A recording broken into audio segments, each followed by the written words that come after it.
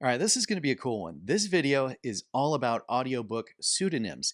And that's because we got a great question from a talent who has come through the studio. And the cool thing about this question is neither Heidi nor I are audiobook recording gurus, but we do have some instructors who actually are, and they work with the Atlanta Voiceover studio, and they're going to be answering the questions today. I'm also going to share tips on why you should choose a pseudonym and how, if you choose to go that route. So here are the questions from T. What do you do if your narrating pseudonym has taken off with more work than your primary name? Don't get me wrong, the checks are just as good, but I'd like to get the work under my own name as well. Great questions, T. So we go to the experts who collaborate with Atlanta Voiceover Studio. Aaron Spencer, founder of One Night Stand Studios, an audiobook workshop instructor and a narrator herself with over 450 books under her belt. Kurt Bonham, he's our instructor for our Audiobook Foundations class. And then also Casey Holloway. She's an instructor for our new audiobook performance class that's starting in September. And both those talent have tons of books under their name as well as credits. Now, before we jump into their answers, here's the definition of a pseudonym for audiobooks. Audiobook pseudonym. It's a name other than your legal name used to protect your privacy or brand, and it's frequently used in the romance genre. Now, after Aaron and Casey and Kurt's responses, I'll share tips on the hows and the whys of choosing a pseudonym. Here's Erin's response, and I tried to get her to film it, but she was already on vacation. She said, "This reminds me of when actors feel pigeonholed in certain kinds of roles. Do they accept that maybe that's who they are and celebrate the fact that they have work, or do they push against it? I encourage them to take pride in their romance work. If it's taken off, then they are one of the lucky few that are working regularly. If they want to advance their own name in non-romance, then make sure to send check-in emails to publishers and producers and let them know what you're up to. Omit romance work in that email. Instead, let them know what genres you're interested in and how they may cast you, along with an Audible link to your real name titles." Good stuff from Erin, and we hope to bring her back for a workshop very soon.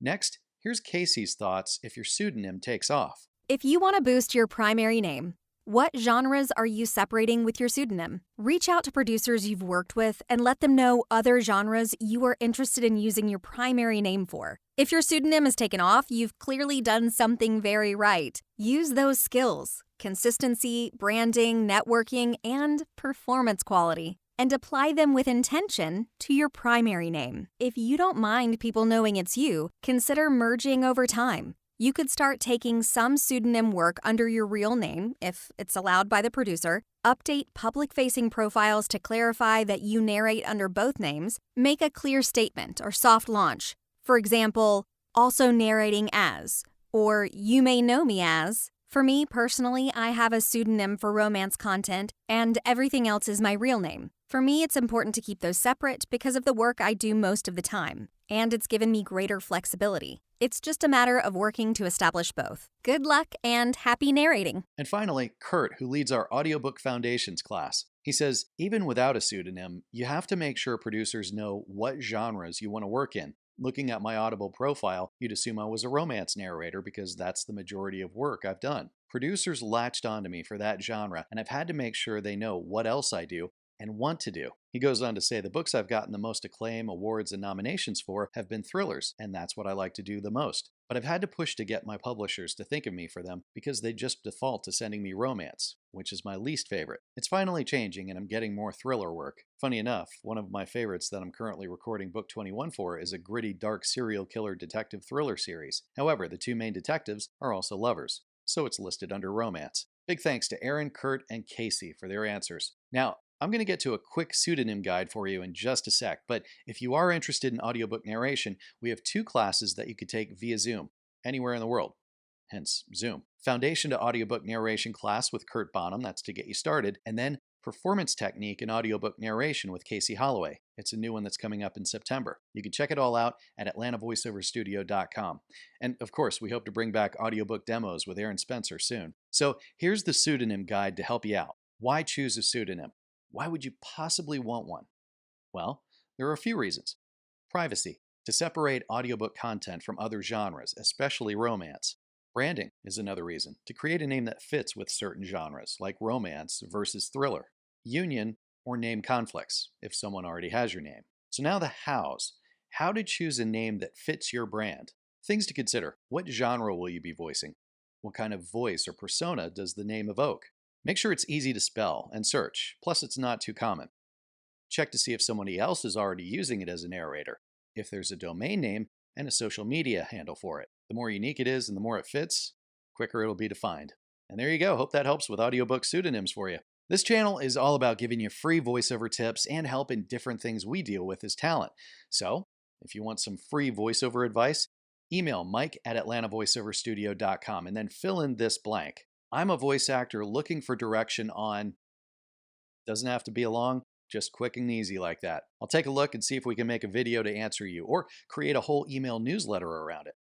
Speaking of, have you signed up for our email newsletter? It's free and packed with tips every Monday. Coming up next week, we're going to talk about tips for your first booked voiceover job.